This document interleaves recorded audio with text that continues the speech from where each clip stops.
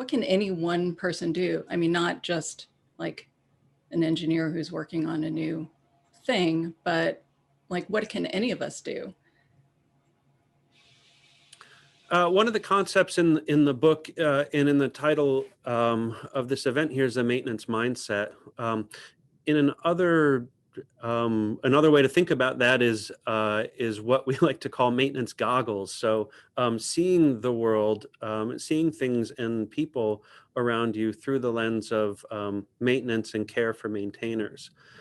So a very simple thing that everyone can do today is say thank you. Say thank you to the people who are teachers, who are healthcare workers, who take your trash away. Any number of people who maintain your relatively comfortable life. Start by saying thank you, and then continue by thinking about how could I demonstrate my thanks to them beyond simple words, beyond that simple gesture.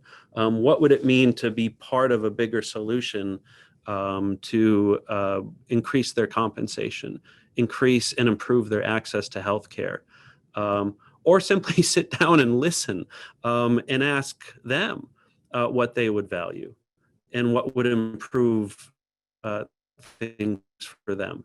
To take those humble steps